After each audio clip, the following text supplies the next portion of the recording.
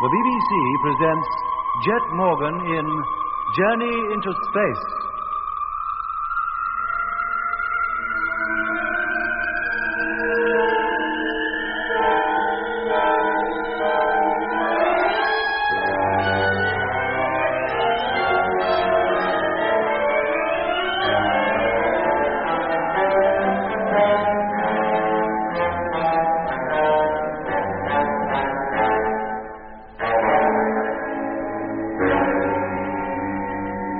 April 25th, 1971. For 22 days, the Mars Space Fleet of 9 ships, in line formation and led by the flagship Discovery, has been coasting towards the Red Planet. And although correct speed and course have been maintained, the flight so far has not been without incident. There was the mystery surrounding James Whittaker, construction engineer of freighter ship number 2. Frank Rogers found his company so objectionable that Jet decided to transfer Whittaker to the Discovery. Then came a strange message from Control on Earth asking for specific information regarding Whittaker. Meanwhile, freighter number 5 reported radar signals from an unidentified object lying directly in our line of flight. The indications were that it was a swarm of meteors, so Jet decided to take evasive action. But first, he wanted to transfer Whittaker to another ship and have Mitch, our engineer, now temporarily traveling in number 2, return to the Discovery. As there was a rule that no crew member should venture outside a ship alone, Lemmy was ordered to accompany Whittaker. The crossing was made in easy stages, from ship to ship. Is Whittaker in number 7 yet? No, Jet. He and Lemmy are hardly in the airlock. Well, let's get that radio, Doc. I'll talk to Johnson. Right? Hello, freighter number 7, flagship calling. Hello, flagship. Johnson, number 7 calling. Listen, Bill. The second Lemmy and Whittaker get into your cabin, put Whittaker on, will you? I want to talk to him, urgently. As you say, Skipper. I was just about to let them in. That sounded like an explosion. Hello, number 7. Hello. Jet, look at the televiewer. Look at number 7. The crew's compartment is a total wreck. What? Can't you see, Jet? There's a gaping hole just behind her nose. Hello, Johnson. No point in calling him, Jet. By now, every particle of air that was inside that cabin will have escaped. Yes, but what about Lemmy and Whittaker? They were just about to go into number 7. Hello, Lemmy, can you hear me? Whittaker! How far had they got, Doc, before the explosion came? They just entered the airlock. They must be still in there. Had it filled up? No. Johnson couldn't possibly have had time to do it. Then they're still in the vacuum. It's unlikely they'd have felt anything as a concussion. Except through the floor. Yes, that would be enough to do considerable damage. Might have fractured the helmets or even damaged the suits. Yes, Jet. Hello, Lemmy, can you hear me? He doesn't answer, Doc. Hello, Discovery. Freighter number 6 calling. Request permission to break in on transmission. Go ahead, number 6. Harness and Whittaker entered the airlock safely, sir. We saw them go in. Doesn't the main door of number 7 face you? Yes, sir. Then can you see into the airlock? Can you see Lemmy or Whittaker? Afraid not, sir. Johnston or Simmons had already started to close the door. It's not tight shut, is it? No, sir. It's open enough for a man to pass through it. I request permission to go over there. Thank you, Barker. I'm prepared to leave then, sir. Yes, but don't go until I tell you. No, sir. Hello, Jet. Lemmy calling. Jet, it's Lemmy. Lemmy Barney, calling Discovery. Hello, Lemmy, can you hear me? Oh, yes, Jet. What happened? Oh, there was an explosion of some kind in the crew's quarters. Oh. Are you hurt? I don't think so. I felt the shock. It come up through the floor, then I blacked out. How about Whittaker? He seems to be all right, but I think his radio's out of action. I can't talk to him. Listen, Lemmy, you can't get into number 7 through the airlock anymore. But if you feel fit enough, I'd like you to make your way towards the ship's nose and enter the cabin from there. The nose? Yes, there's a gaping hole there now. More than big enough for you to pass through. Aye? Yes, Lemmy. But a couple minutes more and Whittaker and I would have been in that cabin. You had a narrow escape. Thank your lucky stars for it. Yes, Jet. But what about Johnston and Simmons' lucky stars? Lemmy, I want you to get inside the cabin and give me a report on the damage. Think you can manage that? Yes, mate. Barker will be coming out to join you. As soon as he's across, have Whittaker take his place in number 6. Yes, Jet. But how do I make him understand what's wanted? I can't talk to him. Look, Lemmy, put your helmet next to his. Let them touch. When you speak, he'll hear you. Oh, do I have to get that close? To that geezer? Do as you're told, Lemmy, and don't argue. Yes, Jet.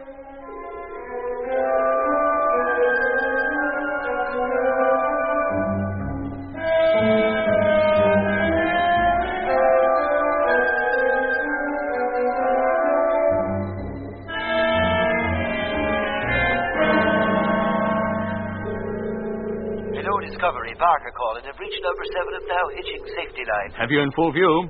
Now walking up side of ship. Toward nose. Put in the telescopic lens, Doc. Let's get a closer look. Telescopic lens in. That's better. Nearing ship's nose. Blimey. What is it, Lemmy? There's a hole here, big enough to drive a bus through. Which way was the force of impact? Inwards. Any vaporization? I'll say. I thought as much, Doc. A meteor. Lemmy, Yes, Jet? I'd like you to go down into the cabin. Can you do that? Through the hole, you mean? Yes, Lemmy. You'd better take the flashlight, Lemmy. You'll need it. Yes, mate. Are you all set? Yes. Then here I go. Touching bottom. Now. I want to know if there's any chance of our saving the ship. Yes, Jet. Oh, blimey. What is it? There's another great hole on the opposite side of the cabin. That meteor must have been a colossal size. It swept right through the cabin clean as a whistle and took most of the main control panel with it. That puts Page of any chance of using the motor. Yeah. Apart from that, Jet, everything else seems to be intact. Can you reach the cargo hatch, Lemmy? I'll try. Go carefully. Yeah. Oh. Jet, let me get out of here. What is it? Barker, you pull me up. Quick, mate, pull me up, please. Stand by, Lemmy. Haul it now. Oh, thanks, mate. Oh, I wouldn't go back in there again for all the rice in China. Oh, what was it? What did you see? Johnston. Or Simmons. I don't know which. Lemmy, Yes, Jet? get back to the Discovery, quick as you can.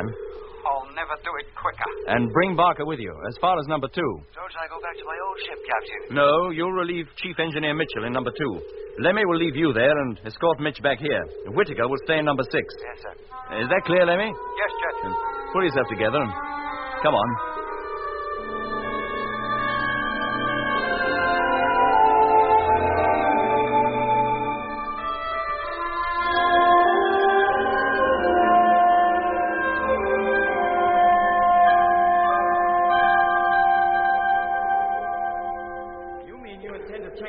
And leave number 7 behind? Abandon her completely? What else can we do? She was hit by a meteor, wasn't she? And a darn big one at that. It's quite likely it came from the outer fringe of the very swarm we're approaching. We've got to take evasive action at once, and that means leaving number 7 behind. But she's full of cargo, Jet. Valuable cargo. Just the fuel she's carrying is worth its weight in gold. Mitch, to save the fuel alone would take hours. And meanwhile, we're getting closer to that meteor swarm. If it is a meteor swarm. We've hardly time enough to avoid it ourselves, let alone attempt any salvage operations. Okay, Jet. You're the boss. If you say abandon her, we abandon her. Does that go for Johnston and Simmons and all? Yes, Lemmy. I'm afraid it does. You mean we leave them there? Alone? In that wreck? Lemmy, what else can we do? But if anybody dies at sea, oh, at least they're given a decent burial. We're not at sea. If we gave them a decent burial, as you call it, all they'd do would be keep going with the ship. They'd merely be outside it instead of inside. That's all. Oh. Jet, if we're going to take evasive action, we better take it. According to my latest calculations, that object is less than 15 hours away. Right, Doc. Onto your safety couches and strap yourselves in. All right, Jet. As soon as you're set, Lemmy, call up the fleet. Have them all listening out. Yes, Jet. Okay, I'm all set. Me too. Positioning control panels. Hello, Space Fleet. Flagship Discovery calling. Stand by for Captain Morgan. Thanks, Lemmy. Hello, Space Fleet.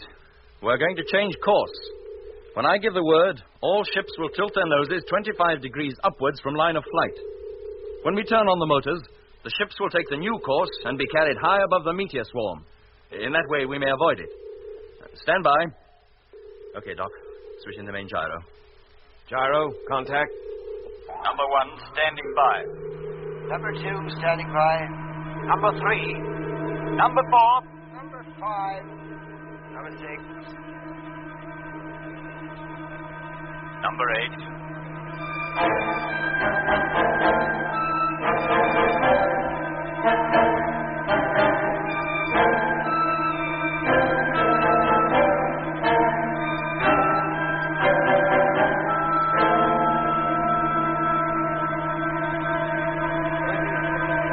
21, 22, 23, Number 2 gyro, stand by. 24, 25 degrees. Cut. Number 2, cut. Bang on. Steady as she goes. Televiewer, Mitch. Televiewer on. 25 degrees. Steady. Cut the main gyro, Doc. Main gyro cut. How's the rest of the fleet, Mitch? All okay.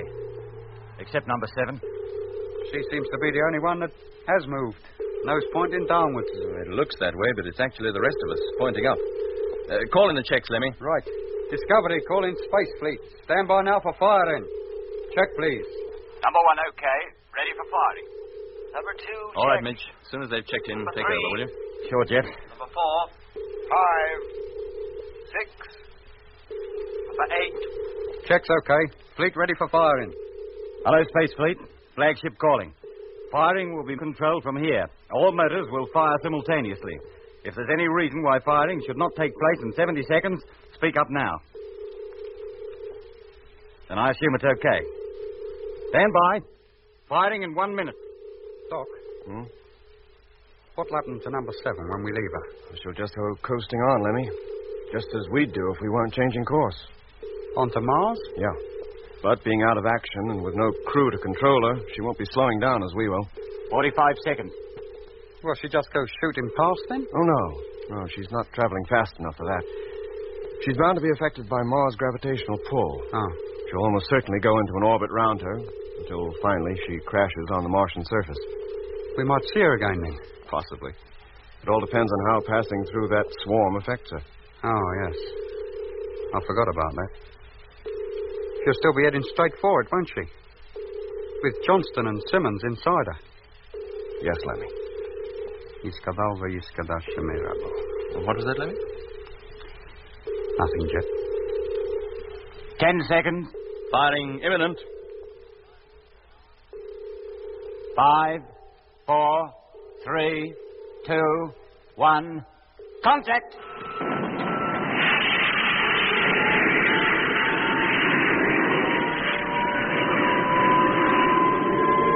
Acceleration rate 100, 200, 300, 400, 500.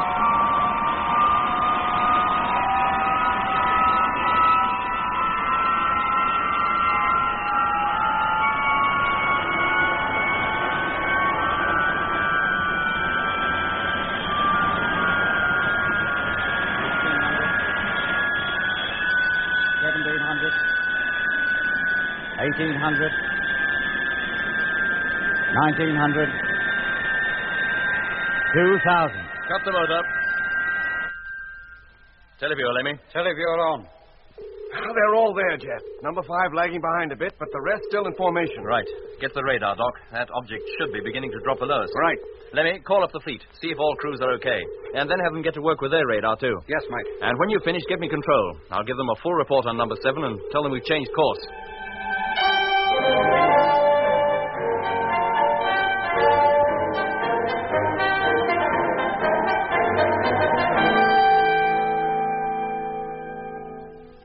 Thank you, Control. Message received. Keep listening out, please. We'll call you again shortly. Well, Jet, what did they have to say? What could they say? They're just as sorry about losing number 7 as we are, but they consider we did the right thing in abandoning her. They think the meteor came from the swarm we're approaching, and we might run close to a few more stray ones before we're through. Well, that's a nice, cheerful thought. What are the latest reports on the swarm's position? We're climbing well above it, Jet. Good. As soon as we've passed over it and down the other side, we'll have to increase speed slightly to make up for lost time. Otherwise, we're going to be late for our rendezvous with Mars. And I'll get to work on the new computations right away. Yes, please, Mitch. What about Whitaker? Oh, what about him? Don't you remember, Jet? The last message we had from Control before the meteor hit number 7 was... Good heavens, yes, I forgot all about that. What was it they said? that the only man they could find answering to Whitaker's name and description was born in 1893, and he disappeared in 1924. What?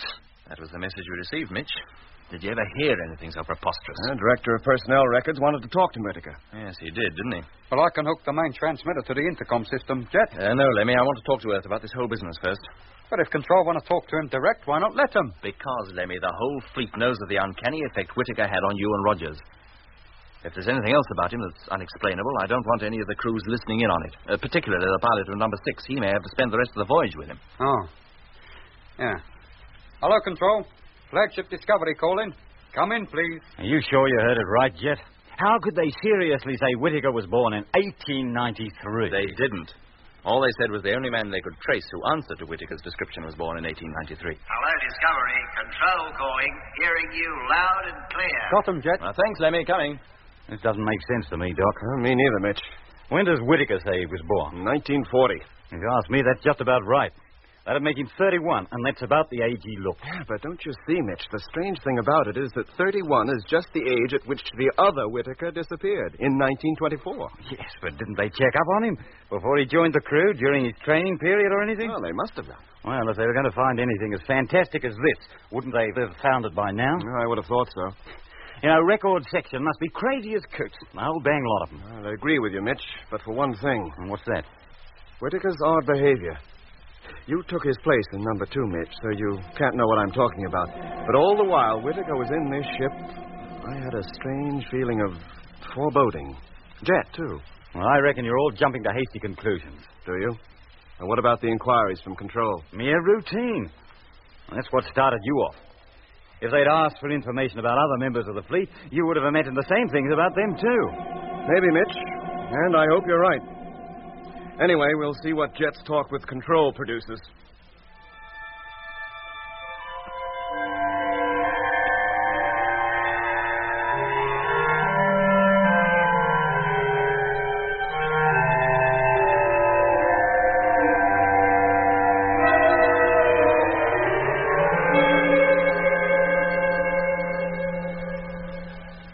Well, gentlemen, I'm afraid I have some rather startling news for you.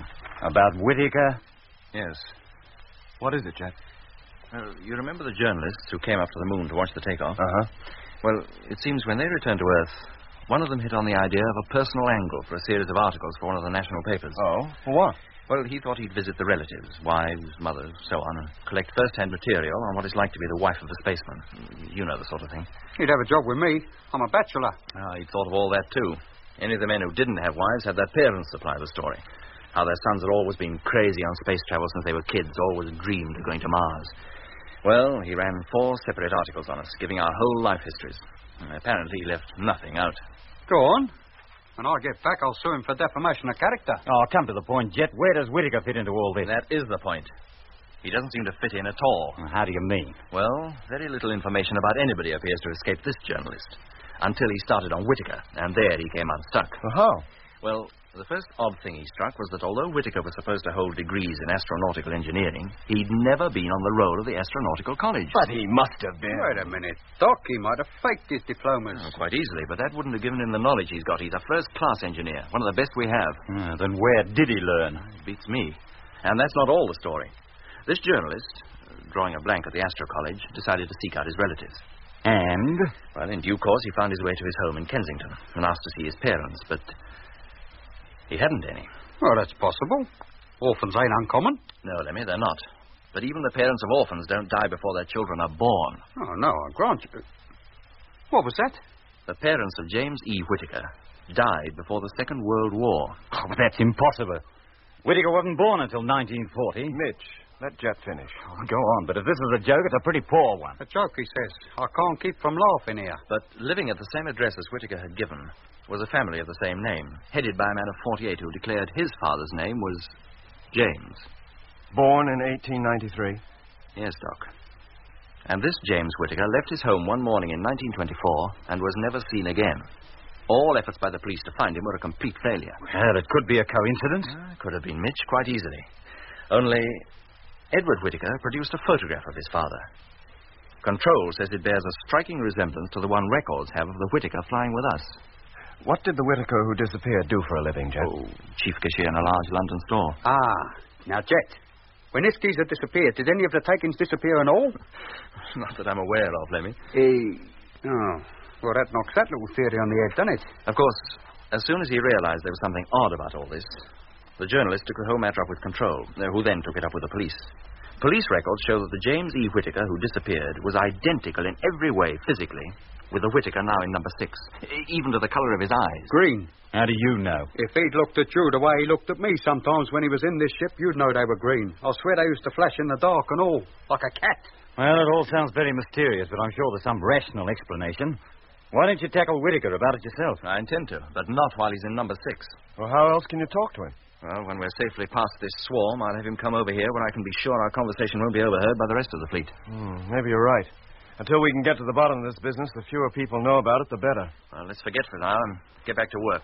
Have you got those figures ready for control yet, Mitch?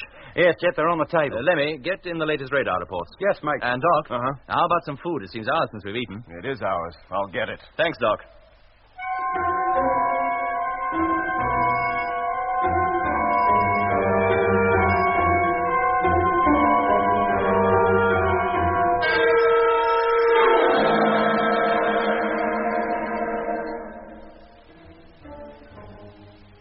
So, on the surface at any rate, the affair of James Edward Whittaker was forgotten.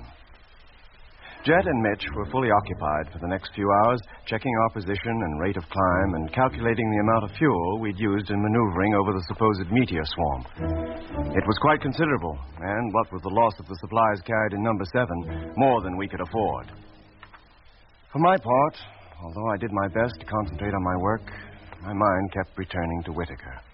Time and again, I found myself relaxing from the job in hand and thinking of him and the mystery that surrounded him.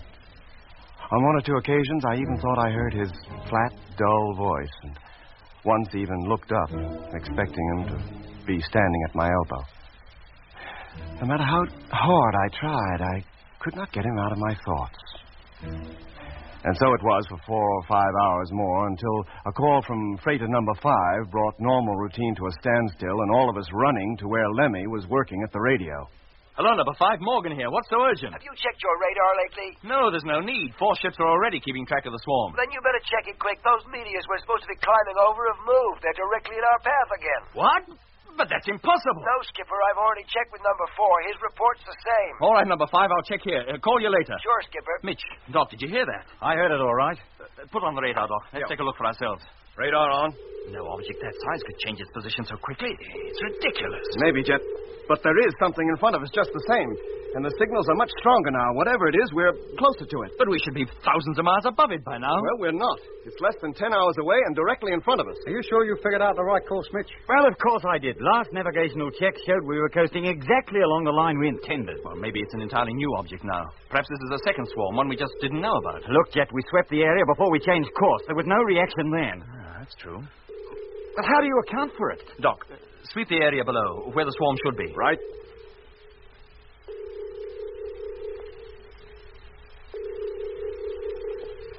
No, Jet, nothing. Either we've changed our course or that thing's moved. I tell you, we haven't changed course. Then we'd better, and quick. If that thing's solid and we hit If it was solid, we'd see it. It would be at least as large as the moon and be reflecting the sunlight. Well, it could have its dark side towards us. In that case, the sun being where it is, it couldn't be directly in front of us. Oh, no, it couldn't, could it? Well, what do we do? Alter course again? Unless it proves to be moving out of our path as quickly as it moved in, yes. But if we go on at that rate, we'll have no fuel left. We'll reach Mars all right, but we won't be able to make a landing. Keep an eye on that thing, Doc. Right. And Lemmy, call up the rest of the fleet. Tell all ships to watch it. Get a report from each ship in turn every 10 minutes. Right.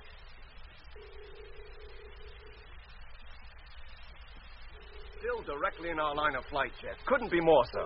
That's it, then. We'll alter course again. Go under it this time, back to our original course. If we make it successfully, we'll keep on it. Call up the fleet, Lemmy. Tell them what we're doing. Right.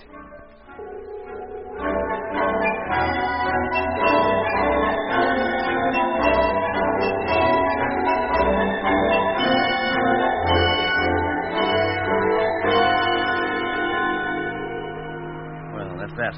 Rotate the televiewer, Lemmy. Rotating. Oh, there, Jet. In close formation. Except for that gap between 6 and 8. Look, Jet, under the circumstances, don't you think we should close up that gap? It can only be a constant reminder to the crews of 6 and 8 of what happened to number 7. It'd be a tricky maneuver, Doc. Too risky to be safe. The ships are too big to handle that way. They weren't made to move sideways. But couldn't we try? I'm afraid they'll stay as they are. Very well, Jet. Now, get an okay from all ships, Lemmy, will you?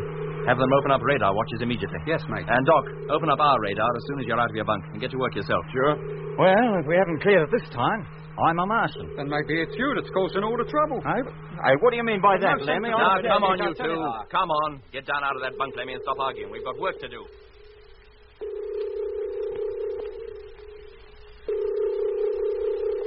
Hey, Jet. Come over here, for Pete's sake. Now what? That object, that meteor swarm, whatever it is, it's coming back. What? Yes, Jet. Look for yourself. It is, too. Oh, What on earth is going It's on? been gradually moving back ever since we changed course. It's as though it's trying to block our way. Well, maybe that's just what it is doing. Don't be absurd, Lemmy. How could it? Well, why not? Twice we've altered course, and each time it's moved with us. That's ridiculous. It would be breaking all known physical laws. And how about the unknown ones? It may not be breaking those. I don't know what to think. There's only one possible answer. There are two swarms situated at different heights, and for some reason, whenever we're in front of one of them, we're unable to see the other. Oh, no, Mitch. It must be the same swarm. Well, the same or different. We're approaching it fast. What do we do? Try to avoid it again? We can't duck. We'll have no fuel left at all soon. There's only one thing we can do now. What? Go straight on. Plow right through it. Wait a minute. About go through it. You mean the whole fleet? Well, I certainly don't intend leaving anybody behind. But look what happened to number 7, when it met only one meteor. But that must have been of exceptional size. We're not likely to meet another of that caliber in 100 years. But, Jet, if we deliberately go through a whole swarm of them, even small ones, at least one ship is likely to be hit. Not necessarily, Doc. In fact, the chances are against it. And in any case, small meteors will do us no harm. The meteor bumper will take care of them. Then why go to all that bother to dodge them in the first place? Why couldn't we have just coasted on and chanced it? Because, Lemmy, we don't take chances if we can possibly avoid it. But this is different. Well, you'll never get the fleet to back you, Jet. It's too risky. Well, it's that or turn back. Oh, no, we're not turning back. There wouldn't really be much point in trying. It'd take us so long to turn the whole fleet round that by the time we were ready to fire, the motors would be as good as on the thing anyway. How far off is it now? Less than 4 hours. Well, how about it? Do we keep going? Or do we rush around in space playing tag with something that's nebulous, that we can't even see in spite of its colossal size? Whatever you say, Jet. I'm with you. Me too. Wherever you go, Jet, I go and all. Good. Then call up the fleet, Lemmy. I'll talk to them. Yes, mate.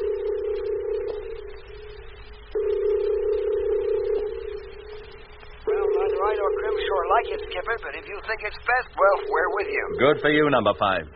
Number 6? Freighter number 6 calling. That's Whittaker. Is the pilot there, Whittaker? Yes, sir. I'm listening, Skipper.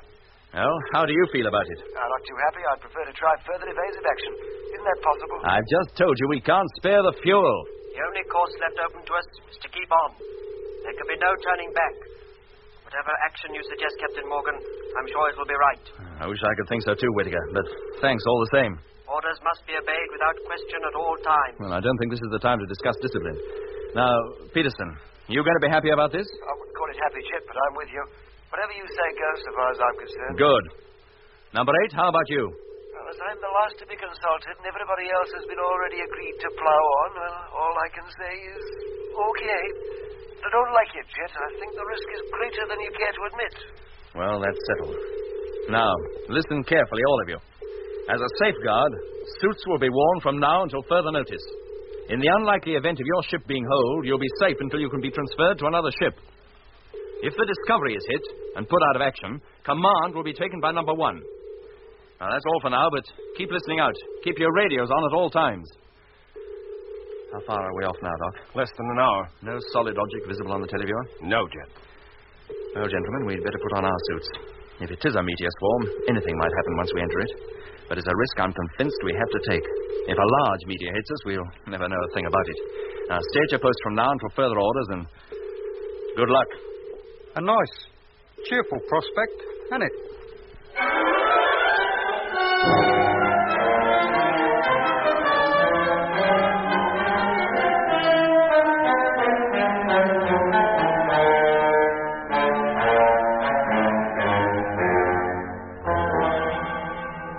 You've been listening to Episode 4 of Journey into Space with Andrew Foles as Jet Morgan, David Kossoff as Lemmy, Guy Kingsley Pointer as Doc, Bruce Beebe as Mitch, and with David Jacobs and Anthony Marriott. The orchestra was conducted by Van Phillips, who also composed the music.